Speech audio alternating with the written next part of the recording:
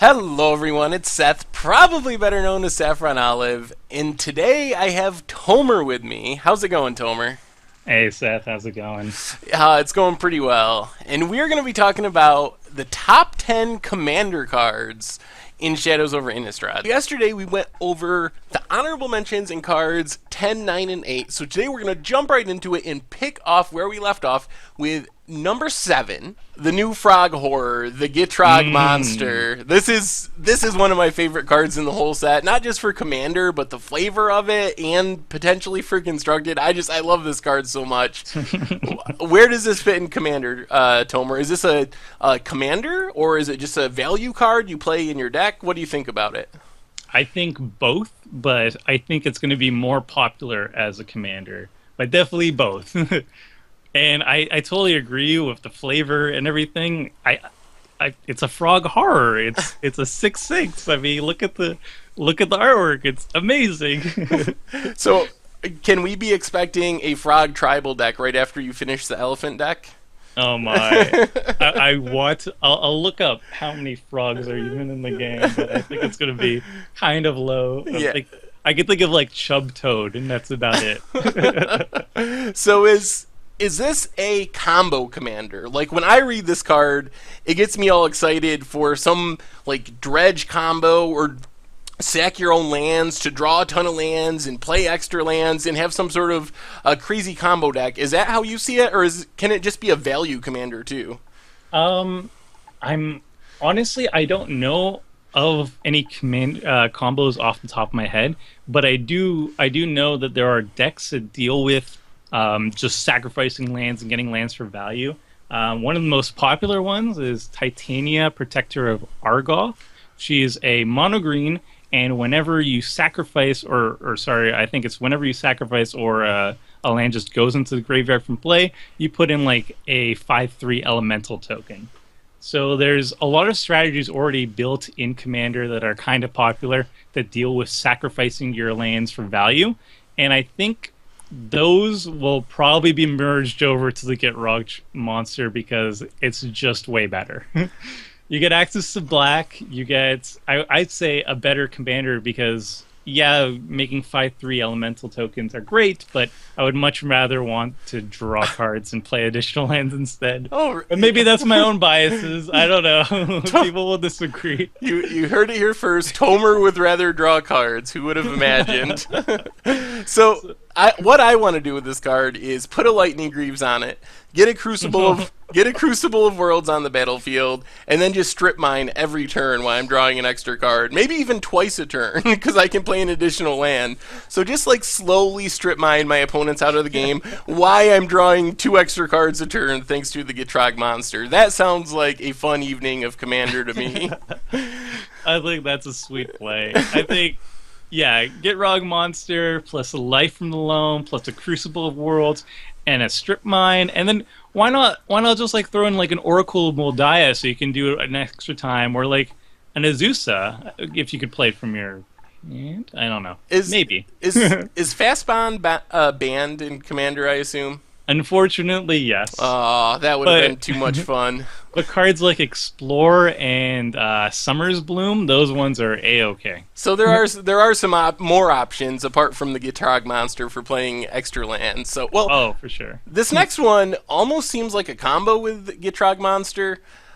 Drownyard Temple. So it's a land that adds colorless, and you can return it to your graveyard from the battlefield for 3 mana. Where does this fit, Tomer? I think this card is amazing, and I'm not really sure how to break it just yet, but I think it's an incredible value engine.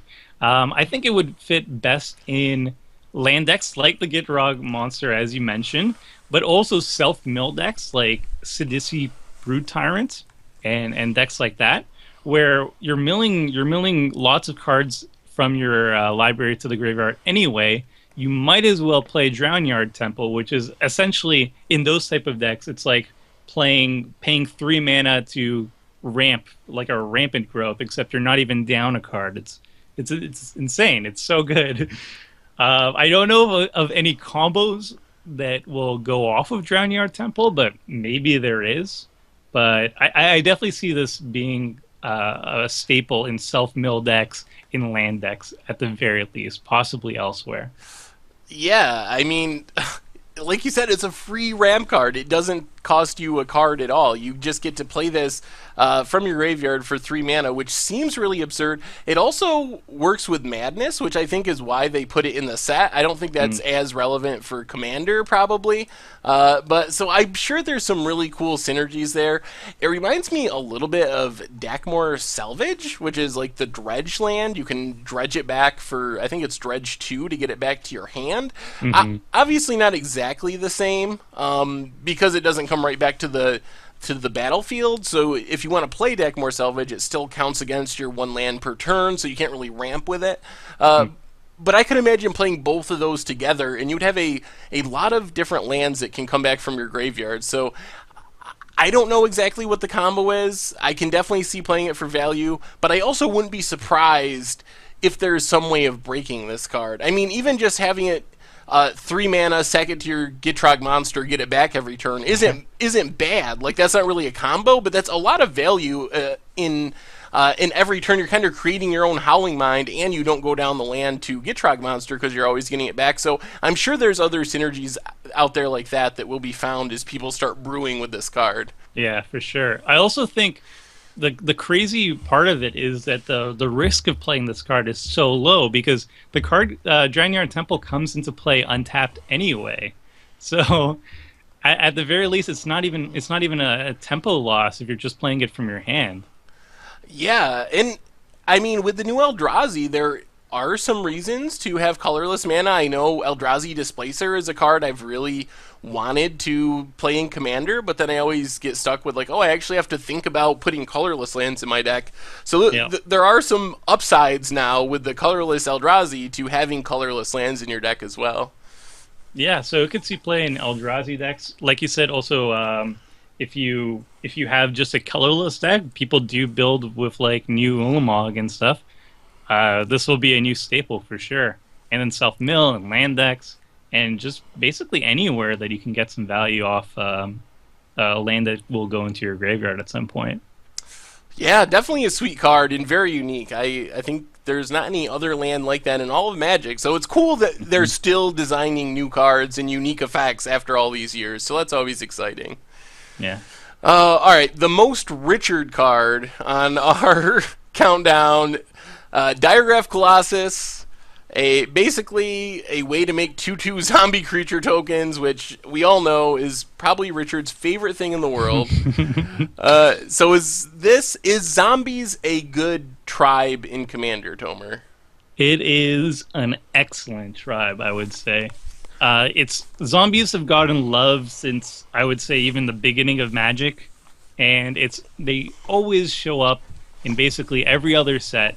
So there's a ton of support out there for them, and we never get more support than whenever we visit Innistrad, and it's showing in Shadows Over Innistrad. We got this one, I would say, is the best of the best in terms of zombies that we got, but we got a bunch of other ones as well.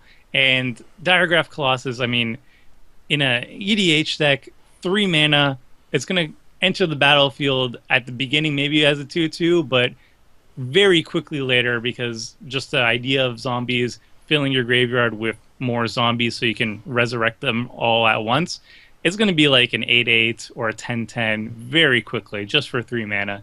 And then it pumps out zombies, and that could go really crazy really fast, I think.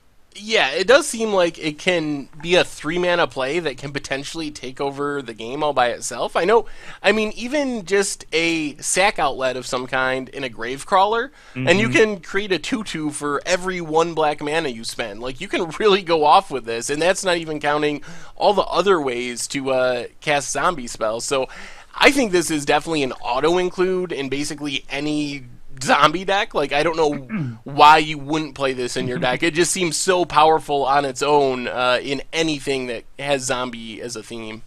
Yeah, 100%. I mean, even with your example of Gravecrawler and the Colossus, you add a Phyrexian Arena where you can sacrifice a creature to add 1 mana of any color to your mana pool. You just made infinite zombies right there. Whoa. You sacrifice the Gravecrawler for 1 black mana. You pay the 1 black mana to recast the Gravecrawler. You make a token, sacrifice the Gravecrawler to the altar again, repeat, and boom, infinite zombies. Wow. Well, So, I know what my first commander deck post Shadows Over Innistrad will be. yep. Infinite zombies with Gravecaller and Diagraph Colossus. This seems so easy, and those are all, if you're playing zombies, decent cards on their own. Like Oh, you're 100%. So I don't know. This card's going to be really good, and I'm really excited to get to play with it. It seems fun. It's like a 3-mana Grave Titan, essentially. Yeah. I just wanted to quickly touch on a different zombie 'cause, I really wanted to mention it, but I don't want to like just get too sucked into zombies. But Forgotten Creation, it's another creature. It's a 4-mana blue, and it has a repeatable self windfall effect. At the beginning of your upkeep, you can discard all cards in your hand, and if you do, you draw that many cards, which is amazing for zombie decks because you just dump all the zombies in your hand, and eventually you'll draw into a card like Zombie Apocalypse or Living Death or Patriarch's Bidding or anything like that, where you could just bring them all back from the graveyard from play all at once. So fantastic secondary card too. I think Tribal Zombies had so much love in this set. So say you're just getting into Commander, or you don't have a zombie deck yet. What do you use as your commander? You want to play both those cards, so you're looking for blue and black. What's your recommendation for someone that wants to build their first zombie deck? I would say right off the bat, I would pick Sidisi Brood Tyrant.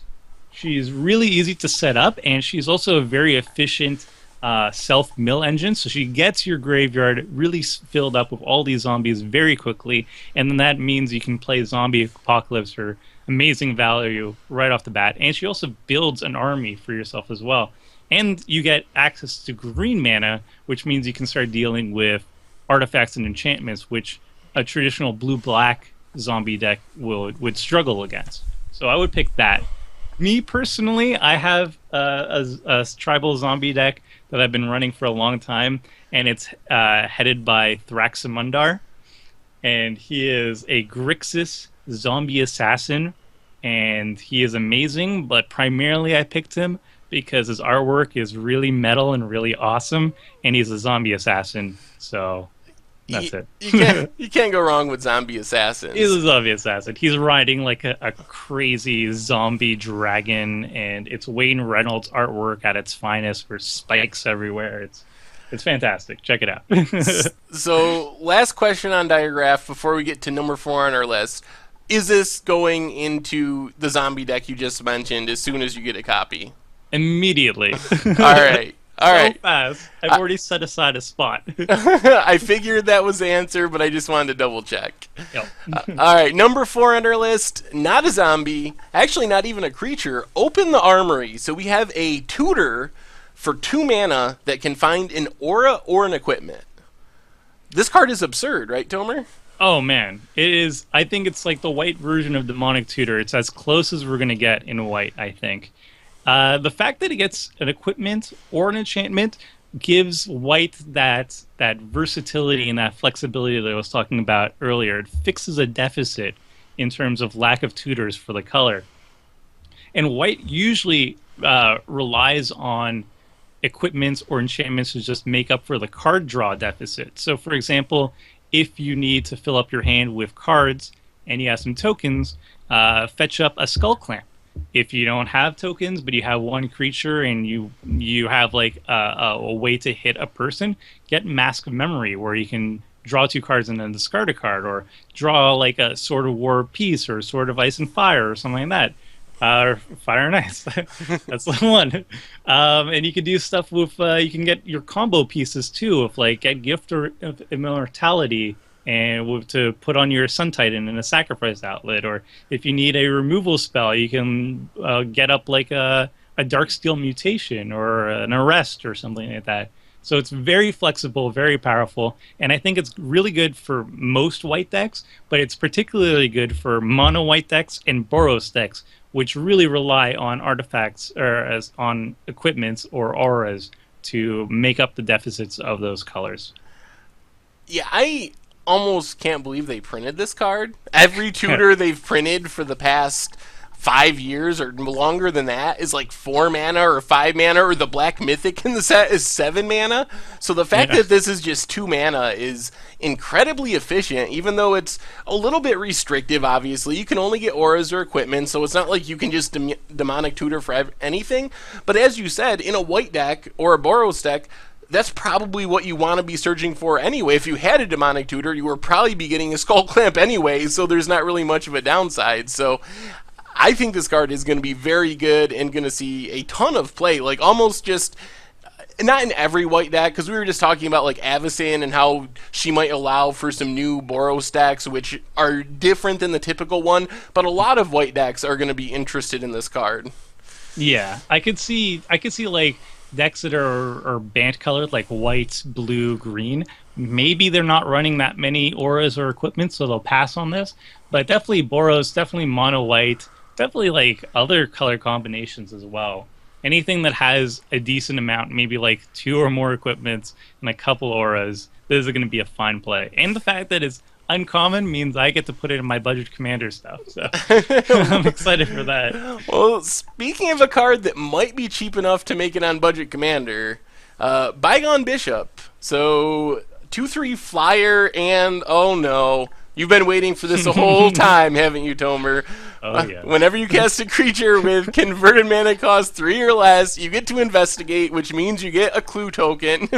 Tomer's new favorite thing, combines tokens and drawing a card. So where does this one fit in, Tomer? Basically any white deck. I'll just leave it there. No.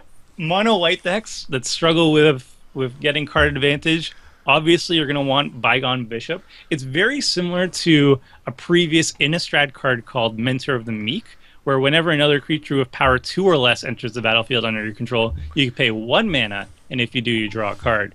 This is more mana to draw a card for the same effect if you're just using it like that. However, Bygone Bishop, the advantage is twofold. First of all, you get to pay, you can cash in that clue whenever you want. And second of all, you have a clue, which is amazing because it's an artifact token, and you can do so many cool things with artifact tokens. You can turn on Metalcraft cards like Dispatch. You can sacrifice it to smokestack, so you can do stacks. You can sacrifice it to Angelic Purge and then exile a creature or enchantment. You can do so many really cool things with clues. They're amazing, Seth. They're amazing. Oh, I've never heard Tomer so excited. So is this better than Mentor of the Meek? I would say outside of a clue deck, I would say Mentor of the Meek is better, because the really important part of Mentor is that it can trigger off not just casting a creature spell, so it'll work off tokens, it'll work off blink effects, or any of those. Whereas Bygone Bishop says specifically you have to cast a creature spell. All right, number 2 on our list. We're getting near the end. Anguished Unmaking. So the new Vindicate, sort of. What makes you excited about Anguished Unmaking, Tomer? It is a staple in every single deck that can run it. I mean, in Commander you have 40 life, so losing 3 life really isn't a big deal at all, right? It's essentially like if it was written for Standard by like an EDH player's eyes, it'd be like you lose 1.5 life. Which it's like cracking a fetch land and a half. Like, and this is not a big deal. And we were talking in the very beginning about indestructible creatures. This is a way to deal with a Blightsteel Colossus or a Big Eldrazi for a pretty efficient cost at instant speed. Yeah, this is what Burn from Within really, really wishes it was. It exiles any non-land permanent, including, it deals with indestructible creatures. It also exiles them, which means no recursion, no getting it back with Eternal Witness, no getting it back with Animate Dead, or the thousands of other cards that are popular in EDH that do so. It deals with any non-land permanent, which is, again, really, really important in Commander, where you're not just dealing with important creature threats, but you're dealing with artifact threats and enchantment threats, and you have to deal with three different people who all could have these variety of threats. So being able to hit any of them is amazing. The last part is instant speed, which means if somebody's going to win the game, just like plays two cards and is going to win on their turn, you really need instant speed to try to disrupt it. So that's what Anguish and Making has. And at only 3 mana, it's very likely that you'll have at least that mana available to deal with it. Yeah, I expect that any deck I build that has white and black in it is going to have Anguish Unmaking. In Commander, it seems in some ways better than Vindicate. That sounds weird because it can't hit a land, but the being able to exile things so they can't be reanimated or gotten back from the graveyard with Eternal Witness, and there's so much recursion in Commander decks. Like, that's such a common theme that being able to exile something might be more relevant than hitting a land in some playgroups at least. I agree with you. I actually think Anguish Unmaking is better than Vindicate, and I'm sure people listening will be like writing, rah, I can't. But I actually really do think that exiling anything is really, really important at instant speed, because you now have a way to disrupt combos. You have a way of disrupting just plays that would otherwise wreck you in the game. Yeah, the only thing I don't like is it's another way that people can kill a humility. Aww. Jake suddenly slams it in every single all right, we are to our number 1 card for Commander from Shadows Over Innistrad. And this one is a great one. I love this card so much. Traverse the Uvenwald. So a tutor, it gets you a basic land, but if you have Delirium, it gets you any land or any creature for just 1 mana and puts it directly into your hand. It's amazing. It's insane. It's definitely the closest thing we have to a green staple, I would say. And the weird thing is, I was before we went on this, I was looking around like on Reddit, and I was looking at MTG Salvation, and I was seeing there was threads popping up like, what is the card you're most hyped for? What is going to be like any staples coming out? And Traverse the Ulvenwald was not being mentioned. So I thought maybe I was going crazy that I love this card so much, because nobody seems hyped about it. But in my mind, yeah, worst case, you're paying 1 green to cycle this card. You're essentially cycling this card for a basic land, which is not amazing, but it's fine. But then when you hit Delirium, it's essentially Eladamri's Call, which is a 2 mana like staple in all white green decks. Search your library for a creature and put it into your hand. Or Sylvan Scrying, which again is amazing because there's a lot of broken lands that we can play, like even in just green, Gaia's Cradle or Sarah's Sanctum or Mishra's Workshop. Like, these are really, really broken lands that we have access to. And the fact that you could choose between those two for 1 green, that's insane. Yeah, so what you're saying is we have a 2 mana rare and a very playable 2 mana uncommon, and you smash those together and somehow the mana cost gets cheaper? Yeah. That is Traverse the Uvenwald. I don't know why you wouldn't play this card in essentially any green deck. Like you said, even just getting a basic land, there is a card that does that. I think it's Lay of the Land, which obviously you wouldn't play Lay of the Land in most of your Commander decks because there's better options. But green is a color that can fill their graveyard pretty easily. Like, if you want to, you can play Satyr Wayfinder and other cards like that to stock up your graveyard. So it should be pretty easy to have Delirium activated. And then this card is just so busted. Like, it's so flexible and so cheap. I can imagine playing this in essentially every green deck. I can't imagine it being bad in basically any scenario. Like, you always will be happy when you have this card in your hand. Well, the only thing I hesitate to say it's a green staple in everything is I can't think of some green decks that are so focused on creatures that they don't actually have that many instants or sorceries. Or maybe you're playing like Primordial Vigor or something, where you don't want any non-permanents in your deck. Then yeah, getting Delirium is going to be difficult. Or maybe Elf Ball or something like that. But in most green decks, I can imagine it's very easy. Like, getting a land into your deck, okay, so you run fetch lands. Getting a artifact, you run like Expedition Map or a bunch of other really good artifacts, signets and stuff like that are going to blow up. So and then yeah, sorcery's instance also very easy. A creature very very easy. So I would say more than half than all green decks are going to want to jam this in their deck immediately, and it's going to be busted. It's going to be busted. It's so good. Paying only 1 extra mana to get whatever the best creature in your deck is in the late game it's just such a little cost for what it does. And then you have the added bonus that if you really need a strip mine to take care of your opponent's busted land, or the Gaia's Cradle to produce a bunch of mana, like there's just in a green deck, lands and creatures are what your deck is typically about. So you're getting all the most important cards of your deck for just 1 extra mana. So I think this card is super good. I'm really excited for it. Not just for Commander, so which I know is our topic today, but I think this is like modern playable, could even be legacy playable. This is just such a good card. I'm so happy it's just a rare. Yeah. Yes, I agree. Yeah, I need playset stat. Problem. Anyway, so that has been our top 10 Commander cards. Number 10, Triskaidekaphobia. Number 9, Olivia. Number 8, Archangel Avacyn. 7, the Gitrog Monster. 6, Drownyard Temple. 5, Diagraph Colossus. 4, Open Armoury.